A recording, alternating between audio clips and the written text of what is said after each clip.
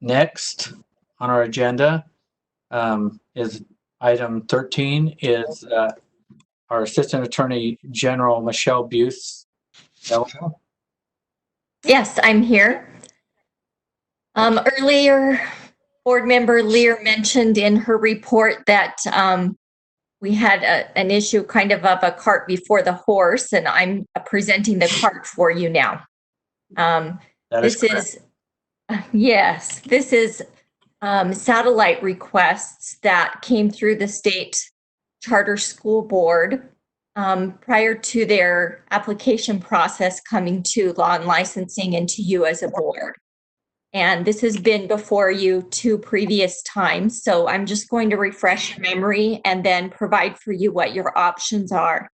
The State Charter School Board provided notification to you in February that it had authorized replication or charter school, satellite charter schools for Freedom Preparatory Academy, Ascent Academy, and Wallace Stegner Academy.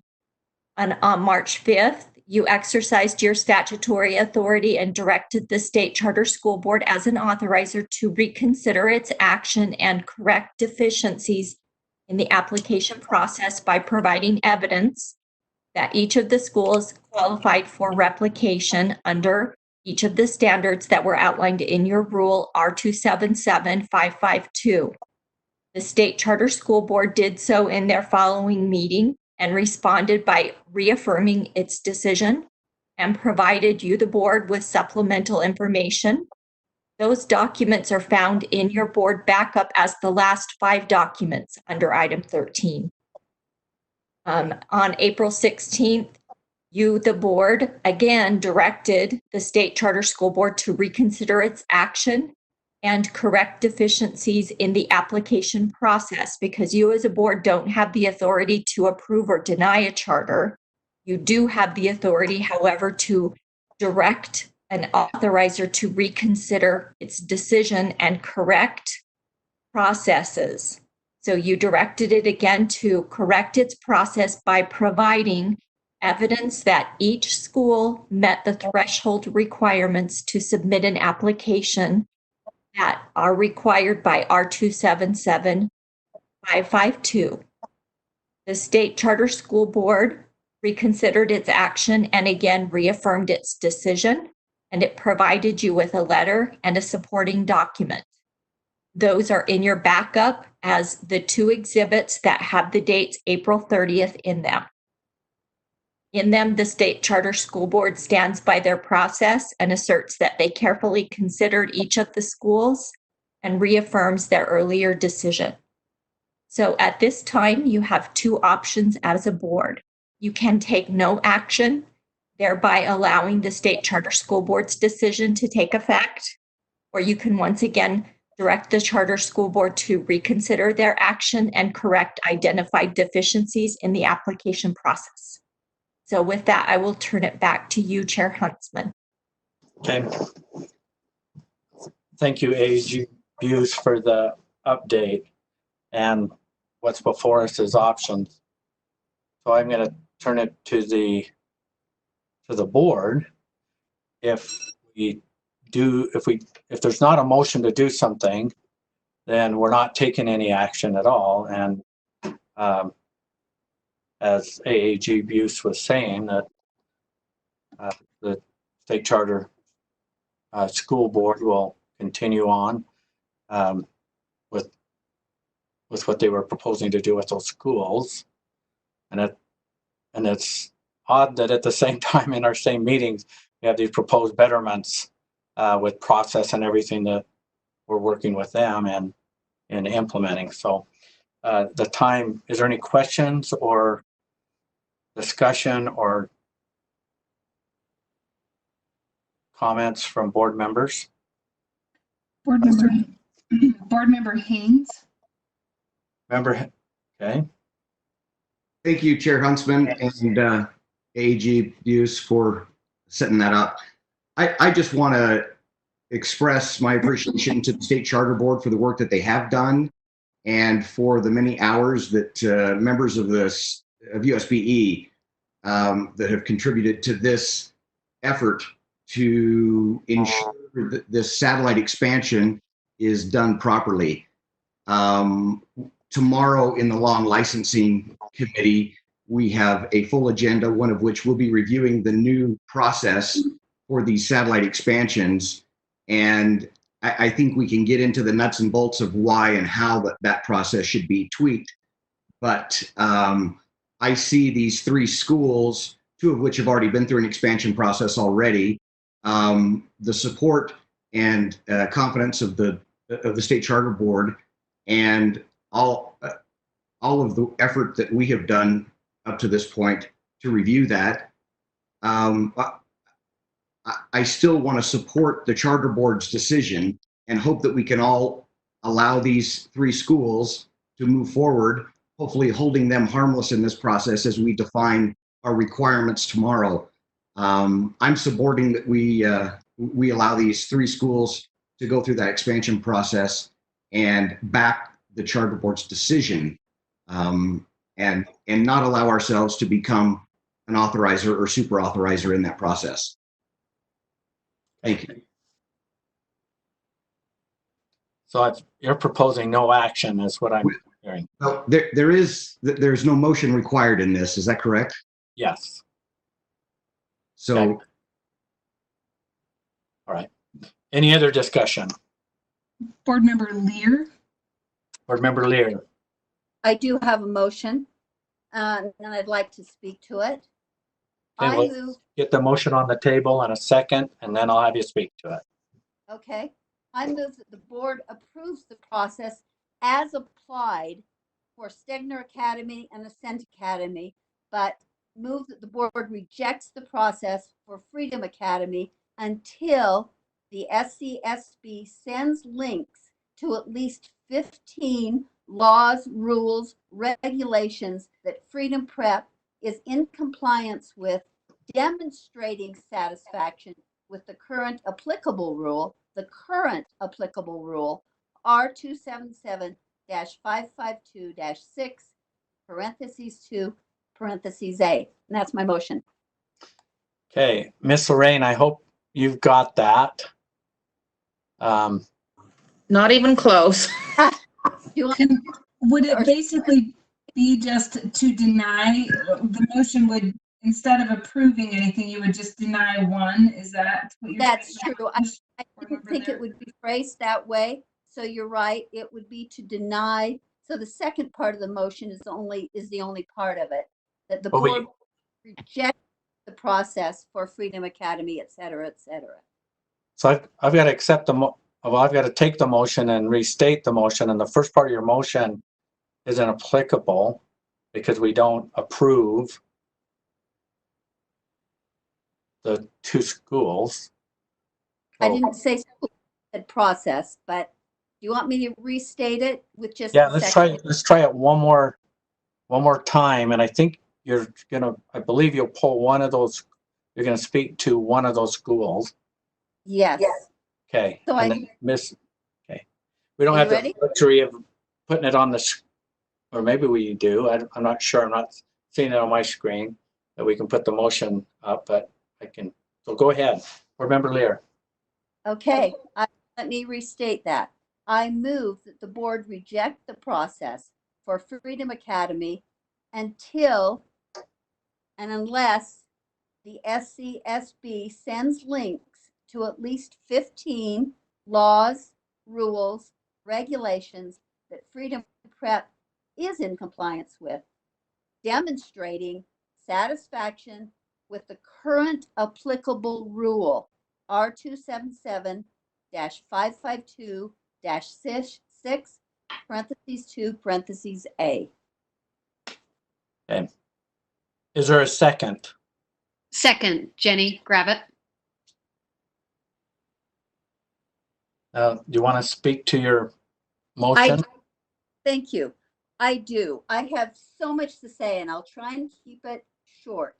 First of all, I'm disappointed that in the many times this has come back to the board, and I have asked very specifically for demonstration links that specifically Freedom Academy, but all of the schools satisfied the rule that is currently in place, not a prospective rule. That has not happened. That's really disappointing and makes me doing my job as a board member very difficult.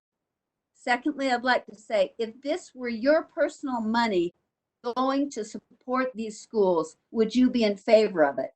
As I did the math, the best of my ability for Ascent Academy, based on the chart I received, Ascent Academy will receive $137,500 in year one, plus, and this is if they have the bare minimum number of 200 students, $17,000 in year one, plus the WPU, $8,500 in year two, plus the WPU, and $8,500 in year three, plus the WPU.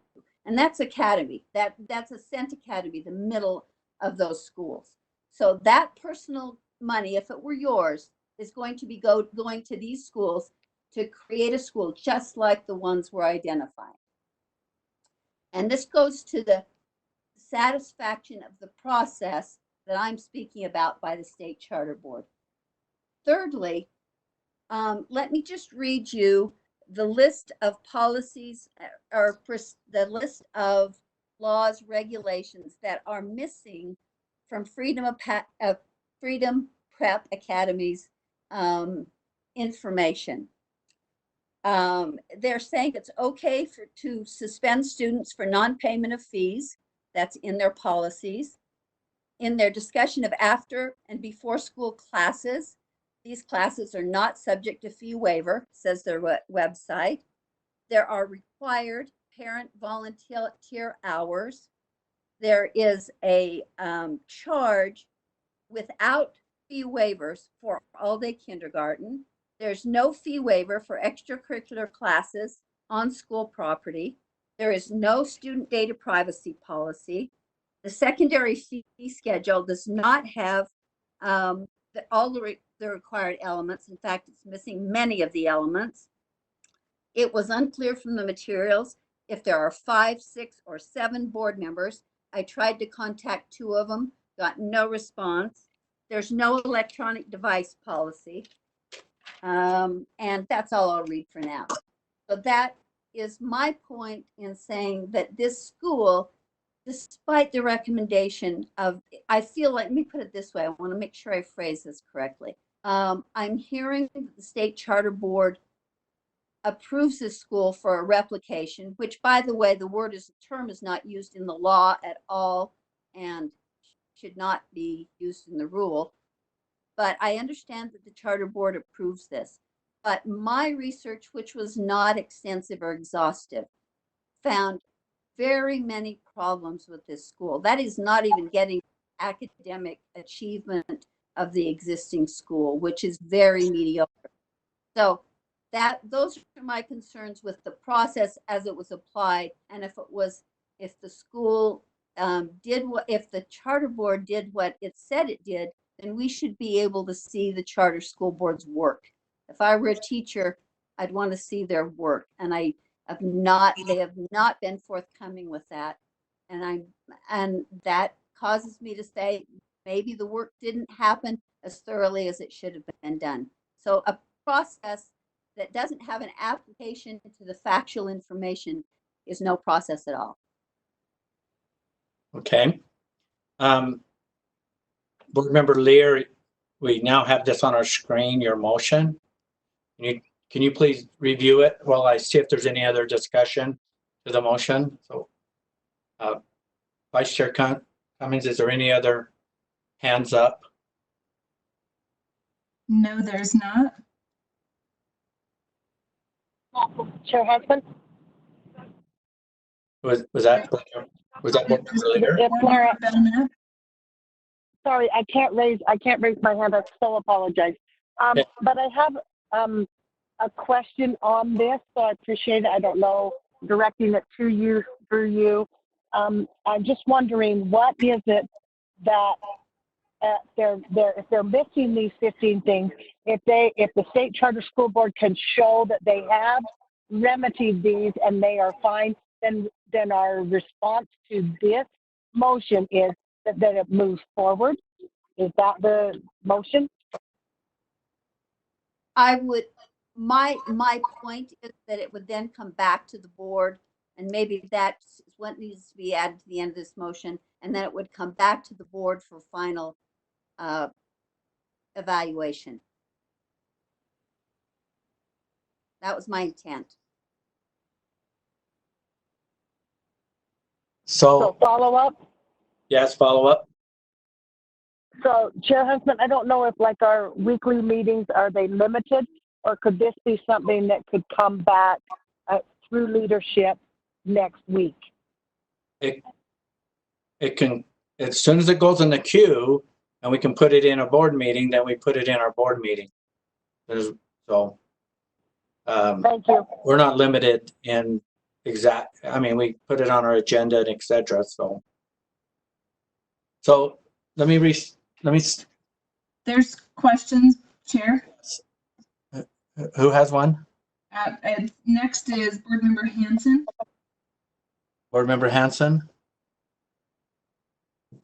Question for Board Member Lear.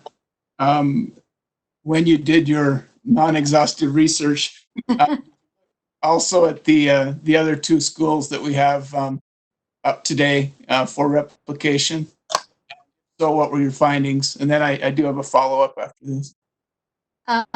I did more of Chair. May I answer him? Yes, please. Thank you. I did less exhaustive research on Ascent.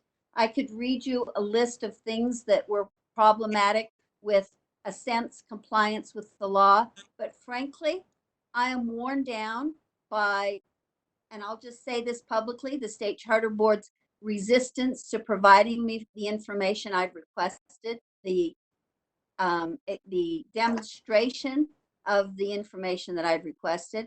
And so the school that I found that was most problematic, that said to me there was the least application of a good process, was Freedom. And I'm unwilling to use the public's money to support this school. I did less research on Ascent and enough on Stegner that I found no glaring lack of compliance.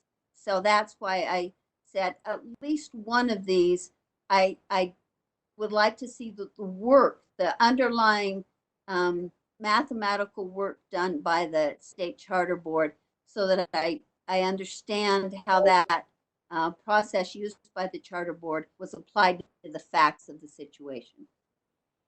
So did you have a follow-up? And then I'm going to ask AAG Buse to weigh in again, but maybe with a little bit more detail of what we can and can't do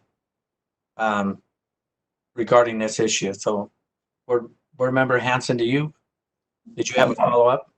Yes, thank you. My research into this was probably less extensive than Board Member Lear's, but in looking at the materials that were provided to us and going back and reviewing the specific requests that I voiced during our last board meeting, I was also very disappointed with what was provided to us, particularly for Ascent and for Freedom Prep. I think that, and I went back and viewed the sections of the board, the Charter School Board's meetings that were referenced, and spent several hours looking at this, but believe that could have been presented in a much better way so that we could see what the requirement is, what were the deliverables, and whether those meet the requirement or not, and if not, whether there was an allowance given and what the reasoning was for that. That is what I was looking for. I didn't see that. I had to do a lot of looking. I still have qualms about those two schools. I'll listen to Assistant AG Buse first before I propose maybe an amended motion. AAG Buse, so we're steering the ship here, or trying to steer the ship, but regarding these schools, can you speak to the board on what who and what we can steer and how, and correct me if I'm wrong, but I don't think that that we have any control over what the charter board is doing with these 3 schools, but we do have some control over the authorizers. So we're getting down in the weeds into these schools, but can you speak to the board on our limited authority and then what we can do to whom, I guess? Yes, the language actually is on the screen, and that is actually out of statute. So the citation that's above it that says R277 is incorrect. It actually comes out of statute. It's, I believe, 53G5205. So it comes directly out of statute and authorizing, and it says that your ability is limited to directing them to reconsider their action when you find that they have had deficiencies in the application process that is described in board rule or in statute when they have been approving it. And then, so from there, we have to look at R277552. And the citation at the end of board member Lear's motion up there is incorrect. So we need to correct that citation at the end there. Right. But it's paren 6. And after that, I think it's paren 2. Yes. Paren 2.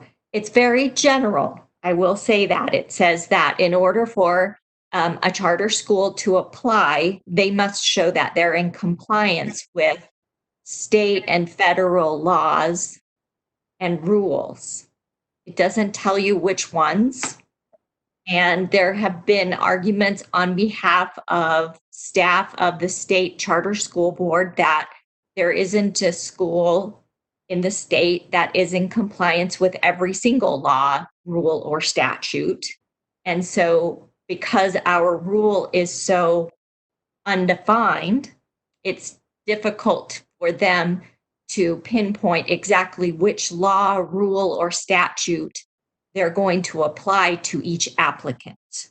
Now, I am just sharing that with you as it was shared with me in saying, you know, we would like, what the board would like from you is evidence of them complying with laws, rules, and statutes. And so their response was, we looked to see whether there had been any complaints or whether they were under any form of remediation with the state charter school board as an authorizer, and they were not. So I'm just sharing with you the information that was shared with me in terms of how the state charter school board viewed that. Also, in the documentation they provided to you, they indicated that the applicants self-selected. So for the first 3 criteria, the applicants determined whether or not they qualified, whether or not they were in compliance with all of the laws, rules, and statutes that they were supposed to be in compliance with. So that kind of gives you a background of where your authority is. It's that statutory authority to direct them to reconsider. That's the limitation that you have. Okay, thank you, AAG Buse. So, Can I speak again to that, Chair Yes. Huntsman? yes. Remember, I'm fine with the way that the motion is now worded, and I think it is consistent with what the statute and then the subsequent rule says. In response to the concern that no other school satisfies all laws, rules, and regulations is not relevant. When I speed, there are lots of other people going faster than I am, and I may be the one identified for a problem. I don't think that that is a relevant concern. I also have to repeat that this is an expedited process. If Freedom Academy believes that it has an excellent school, a high-performing charter school, to use the state charter board's own language, then that school could go back through the original process, which is much more rigorous and thoughtful and careful. This is an expedited process for high-performing exemplary charter schools. These are not that. I cannot justify using public money to give an expedited process to schools that are so out of compliance. And to that point, and I'm sorry to keep belaboring this, but to the point of how many laws are enough, that's why I finally suggested, okay, 15, just choose any 15, and we'll be able to see your work, charter board, and see if you applied the process that you had to the school, to the satisfaction of the board that has to have constitutional authority for all public schools. Okay, and if I can just weigh into this conversation here a little bit, one thing that I don't find myself doing often is digging down into the compliance side of whether schools are in compliance, their staff and other people, and we react to complaints and whether concerns of the community and et cetera. But after spending all of the time and energy that we just spent on school fees and fee waivers and all of that, and then and Board Member Lear, I appreciate all that you do, but now I'm sitting there going, if this is even a little bit true on the school fee side, I'm not too happy about that right now. And there should be a whole bunch of people not happy about it. And that's a big rock. That's not a little rock. But so I appreciate you bringing that to my attention. And our intention wasn't to go put schools under the microscope, but because of this process and that, now they kind of are in a big way. So we'll see where this will go, but I'm pretty concerned about a few things, and I've taken some pretty good notes here. But we do have a motion before us. There's a couple more questions, Chair. Okay. Who else? Member Davis. Who else hasn't had who hasn't had a chance to speak yet? Davis. Board Member Davis. Okay. Board Member Davis. Thank you. I think sometimes we're getting into the area of reasonableness at this point, and where reasonableness falls in the area of compliance. I think that as we move forward in our board rule, we will probably need to, or just consider putting in compliant, not limited to, but including, and several examples of a list of really crucial things. Maybe, I don't know. I do think some of the moving forward needs to happen with our board rule and our charter process for expansion. But Chair, would it be possible to hear from someone from the state charter board or Jennifer Lambert to address some of Board Member Lear and Board Member Hanson's concerns, so we can kind of get a feel of what's happened in the interim? That is I'm not sure if if we have access to them. Jennifer Lambert is available. Okay, let's invite Jennifer Lambert to the conversation.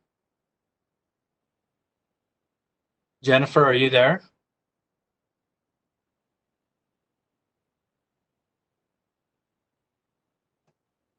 Oh, okay. I was having a hard time unmuting. Sorry. Can you hear me? Yes. So I can speak to a few things. I know that the state school board, and I apologize if maybe some members feel that we haven't provided the information. We have done our best to provide the information as requested. At times we were unsure of exactly what was being requested of us. I do know that Freedom Preparatory Academy, Chair Huntsman, you mentioned your concern about school fee waivers. I do know that Freedom Preparatory Academy had sent their fee waiver policy, and so that has been met. If you want 15 things that they have been meeting, that can definitely be provided. I know that they're meeting more than 15 statutes and regulations. We would hope that you would find that we have provided, sufficient information, that we did do our due diligence on looking at these schools, regardless if you agree with the outcome or not.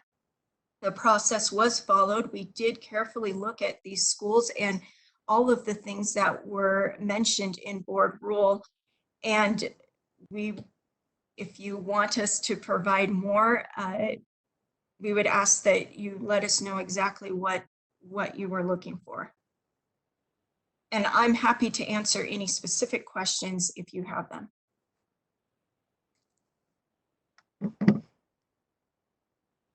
Chair, Yes. Board Member Haynes had a question. I didn't get the full. Who had a question? Board Member Haynes. Hey, Member Haynes? Oh, I just wanted to speak in opposition of that motion, and I don't understand what an expedited process is. I don't think this is not an expedited process. And I Googled the fee waiver policy for Freedom, and it's out there. It already exists. So I just come back to I believe there's some communication problems that have gone on in the past, and we're going to define all of that tomorrow. But I really feel strongly about moving forward with these three and supporting the charter board's decision on this. So just speaking in opposition of the motion. Thank you. Okay. Anyone else want to speak to this? Board Member Hanson. Board Member Hanson? I have a concern about applying Board Member Lear's motion to just one of the schools, and I'd make a motion that we amend that to include all the schools, that we address the information that are at the next possible opportunity, which would be next week. So you're wanting to amend the motion to have the state charter school board reconsider all of the schools? Yes, and provide the information that was requested in Board Member Lear's Okay. motion. Is there a second to that? To his motion? Board Member Hanson, there isn't a second. Okay, I'll mute. All right, we're back to the original motion. Chair, can I respond to a misunderstanding? I think that I was hearing from Chair Lambert or from Director Yes, Lambert. yeah. But we Mr. Haynes. brought her online to. Let me be clearer. I didn't say they didn't have a fee waiver policy. I said in the policy, there were some significant major problems. And I won't belabor them again, but there was a charge, a stated charge that didn't allow for fee waivers for before and after school programs. That's a pretty significant. There was no student data privacy policy. There was no electronic device policy. I didn't say there was no fee waiver policy. So I just want to clarify. I don't want to defame when it's not accurate, but there were some significant concerns with the policy that I did find and identify. All right, and I'm getting sent copies of electronic device policy for Freedom Prep policy number 16 amended back in. So we're down into the weeds, but it amended 3/8 of 12 and. Well, gosh. I'm I think just saying, well, I don't know if you guys are getting I'm getting quite a few communications, but let's, is there any more discussion to the motion or any discussion for Jennifer Lambert? Chair, Yes. this is Board Member Cummins. Yes. So I have a concern about the motion and would like to speak against it. Last month they came to us and we pointed out specific things. This year they've come back. Now we're pointing out other specific items. I think, and similar to what Board Member Hanson expressed earlier, the fact that we have, if this really is about the process and we're only applying it to one charter school out of the 3 is problematic as well. And so I would speak against this. I think they have come back each month, and I think it's not fair of us to continue to find new things. On occasion, we may misunderstand what we're finding on our own, and so is the information that we're popping up accurate, and how do we validate that? And so I think I'm going to speak against this motion currently. Thank you. Okay. Chair Huntsman, can I respond to Chair Cummins, Vice Chair Cummins? Yes. I'm not asking for anything new. I've always asked for this information. I've asked for links to their compliance issues so I can verify the charter board's work. That's all. I am concerned that that information has not been provided. I'm not picking out new things. I've always said, show me they comply with the law. Demonstrate you did, charter board, what you said you did. Show me your work. These are not new things. I think identifying one school is not, there's no absolute due process to be treated exactly the same. They're not in a similar situation. In response to Mr. Haynes's point about an expedited process, the replication, duplication, satellite process is an abbreviated process from the process that a new school goes through. So there is a significantly abbreviated replication process. And that's what I'm also concerned about. If any of these schools went through the new school vetting process, I could probably live with the outcome. But they are getting an advantage that only a high-performing charter school should get. And I've never heard any of you say that these are high-performing charter schools. Even the state charter board, when they had the opportunity to make a recommendation, did not say Freedom Prep, Ascent, Wallace Stegner are high-performing charter schools, which is what the charter board said at the very end of their paperwork. We only recommend high-performing charter schools. Okay. All right. Is there any further discussion? Chair, if I may.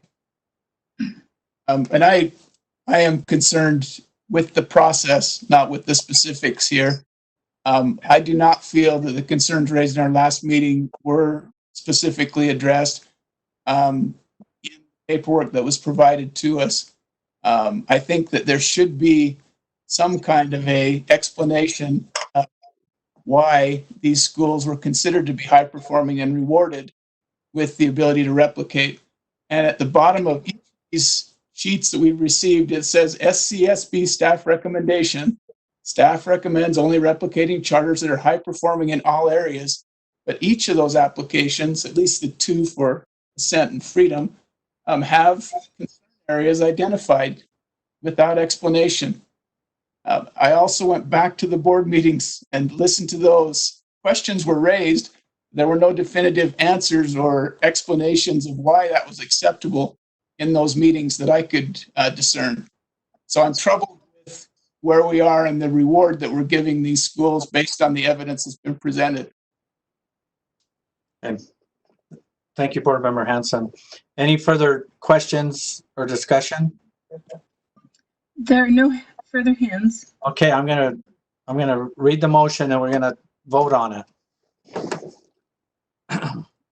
The motion before the board is the board requests that the state charter school board reconsider their approval of the Freedom Preparatory Academy satellite school, and that the state charter school board direct deficiencies in the state charter school board's process by sending board members links that demonstrate that Freedom Preparatory Academy is in compliance with at least 15 laws, rules, and regulations as required in R277-552-6, parentheses 2.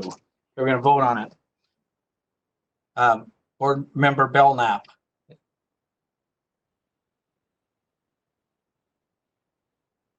Okay, well, she texted me and I thought she was back on. Board Member Bolter.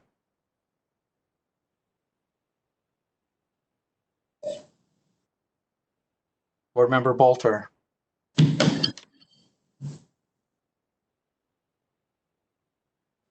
Board Member Cannon. Aye. Vice Chair Coons. No. Board Member Davis. No. Board Member Earl. No. Board Member Gravitt. Yes. Board Member Hanson. No, and I'll explain that I think this should be applied evenly amongst all the schools. That's the reason for my no vote. Okay. Board Member Haynes. No. Board Member Lear. Aye. Board Member Marsh. Aye. Board Member Nielsen.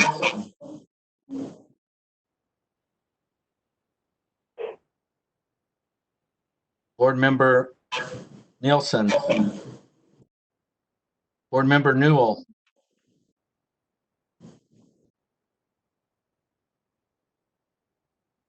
Board Member Newell. Board Member Thorpe. No. Board Member Bolter.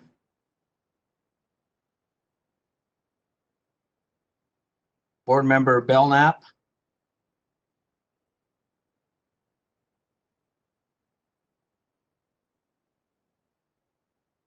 Board Member Nielsen. Board Member Newell.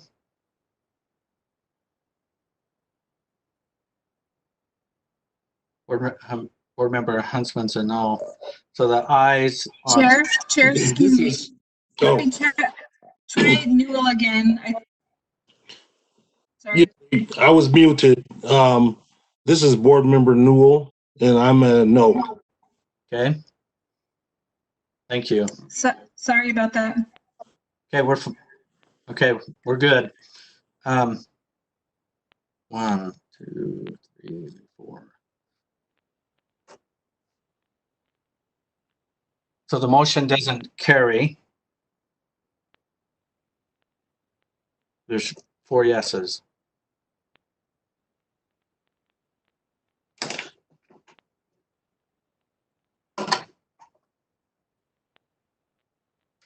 Okay,